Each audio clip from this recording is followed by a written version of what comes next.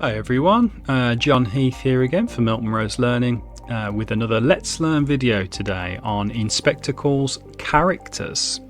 Okay, so today then what we're going to be doing is we'll look at a who's who.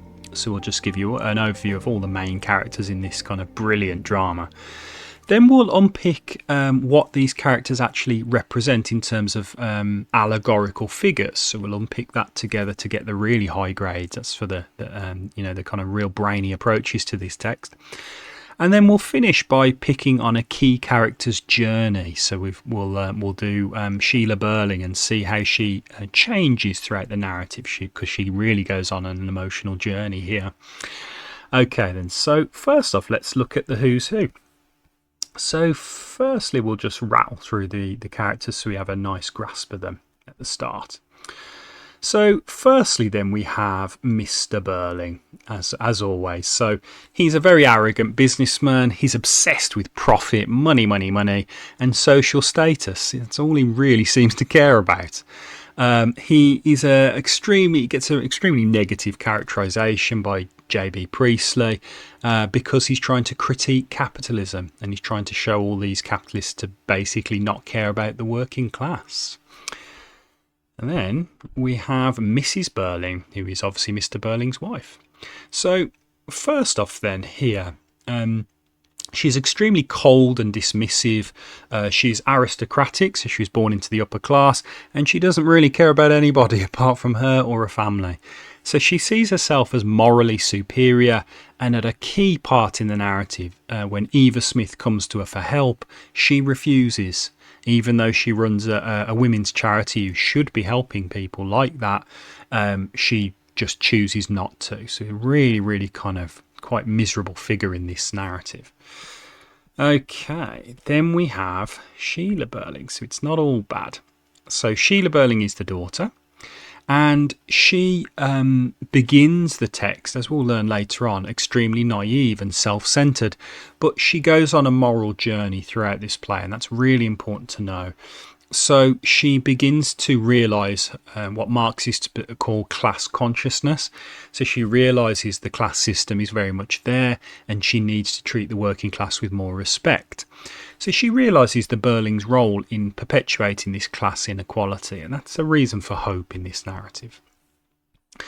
Then we have Eric Birling, who's a bit more of a murky figure, dare I say. So he's the son of Mr. and Mrs. Birling.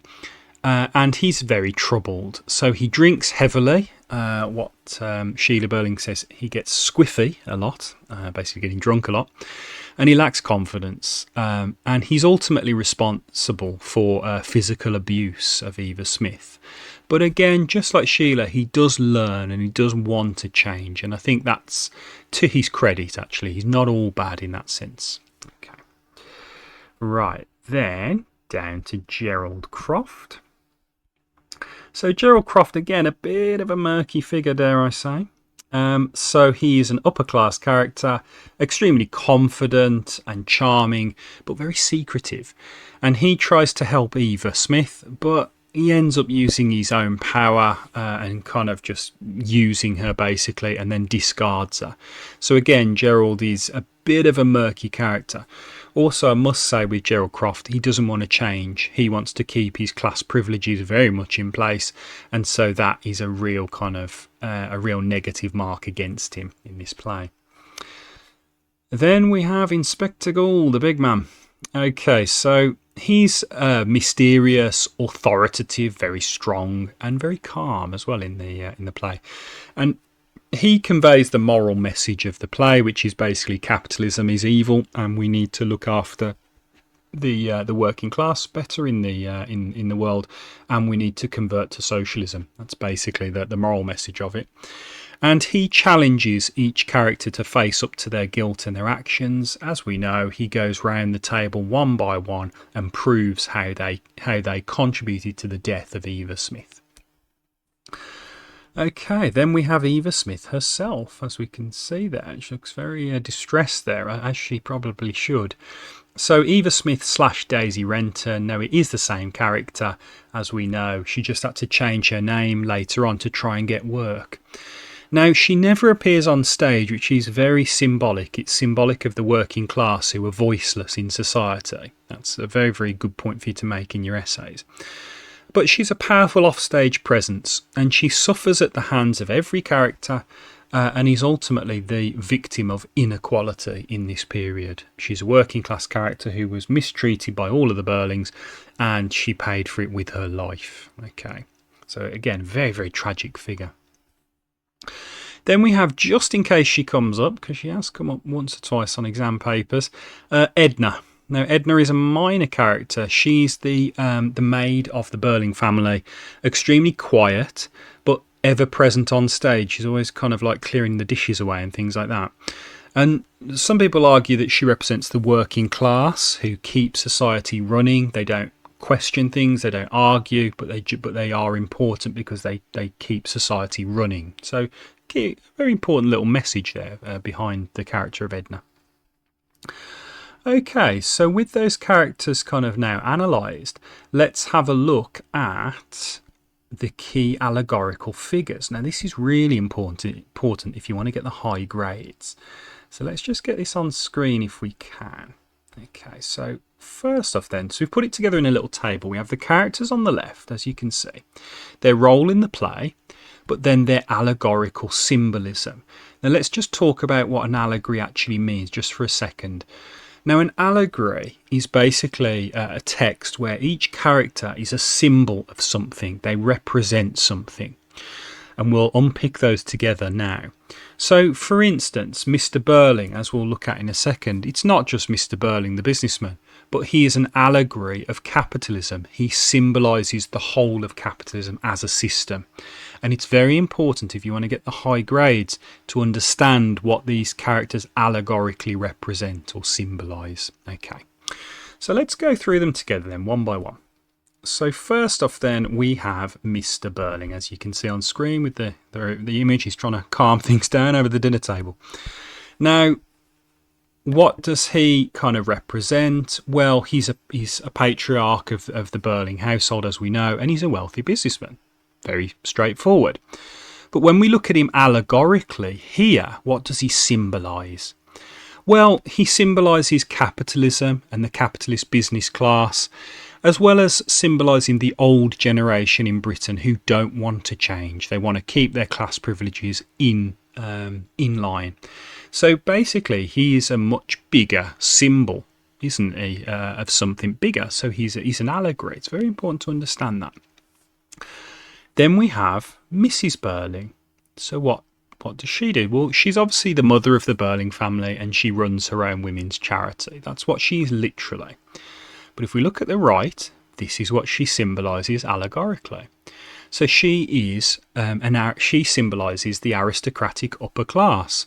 She also symbolises class prejudice and social hypocrisy and the traditional power structures. So she really symbolises much bigger than just one character. She symbolises a big part of the upper section of British society that needs to be swept away in Priestley's view. Okay, next one. Sheila Birling. So she's the young daughter of the Birlings, and she's about to marry Gerald Croft, as we already know from the play. But what does she symbolise? Well, she symbolises the younger generation with a potential for change. She can actually, she has the social consciousness to actually want to change the world. So she represents the younger generation and a sense of hope in Britain for socialist change. Then we have Eric Birling. Okay, so what does he represent? Well, we know he's the young son of the Birlings and he gets drunk often, blah, blah, blah. That's kind of very standard now. But in terms of an allegorical interpretation, he represents flawed youth. They want to change, but they struggle to change, okay, because he's drunk all the time and he makes bad decisions. But nevertheless, he represents British youth who actually do want to change, but they just don't quite have the moral fibre to be able to make those changes, not like Sheila. Okay, then we have Gerald Croft. Okay, so as we know, he's the upper class fiancé of Sheila, and his family runs another business called Crofts, very imaginatively. But what does he symbolise? Because that's what it's all about at the moment. So he symbolises the upper middle class in Britain, the respectable kind of people in society who are reluctant to change. They don't want to lose their class privileges, so they just want society to stay the same. And Gerald Croft very much symbolises that. Then we have the inspector, as we can see there. So that's a very interesting one. So the inspector is obviously the mysterious authority figure, and he interrogates each character. But what does he symbolise on a deeper level? Well, he is the voice of J.B. Priestley, and he symbolises socialism. That's what I say in all of my classes and to my tutees. He symbolises that's the socialist ideals and the moral conscience of the play. Then we have Eva Smith herself. Okay, so she's obviously a working class woman and she suffers at the hands of the Birlings. But what does she symbolise? Well, you've probably got the hang of it now. She symbolises the oppressed poor and the working class, the voiceless individuals who are the victims of inequality in Britain and need to be treated better in society. Okay, so hopefully that's been really useful to just unpick the allegorical aspects of the play. Now then, if we look at the last part, then we're going to look at a character journey, and so we'll pick a character and how they change throughout the narrative. So we've gone for Sheila Birling today. Okay, so let's have a look then.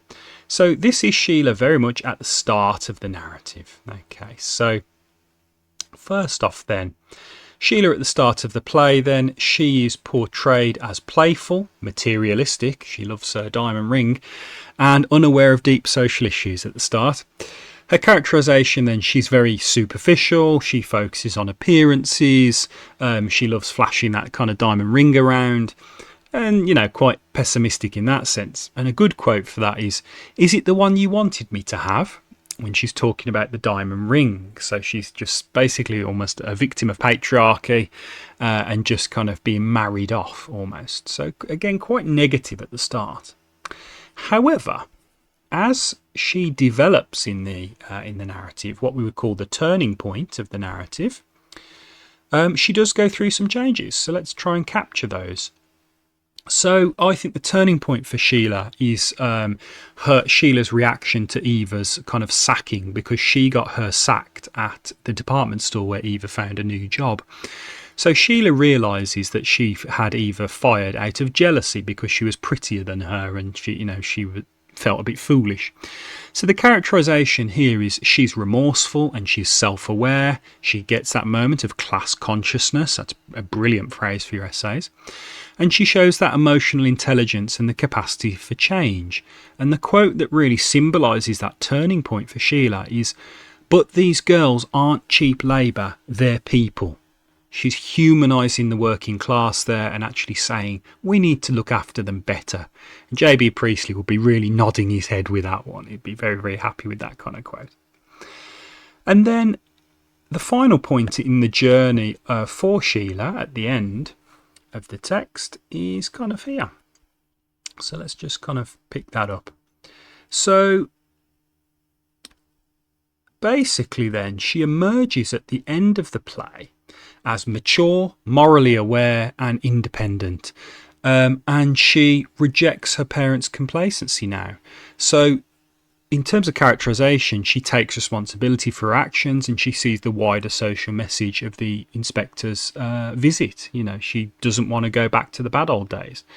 So a good quote for that is she says to the other characters, "But you're ready to go on in the same old way." So she's saying kind of, you haven't learnt anything, but I have. She's actually trying to change others now and actually make them more socialist. So she's really gone on a massive kind of emotional kind of journey there. I think that's really important to kind of note. Okay, so in terms of, let's just straighten that up. In terms of just a nice kind of overview then at the end. So we've done a quick who's who on the play and just kind of who was who in terms of the main characters of the play. Then really importantly with you, we've kind of unpicked the allegorical symbolism of each character. That's really important if you want to get the high marks. And then we've also just zoomed in, I think, as a good case study on Sheila Birling, because she really undergoes a broad kind of journey throughout the play, and I think that's very important to note, especially if she comes up in the exam.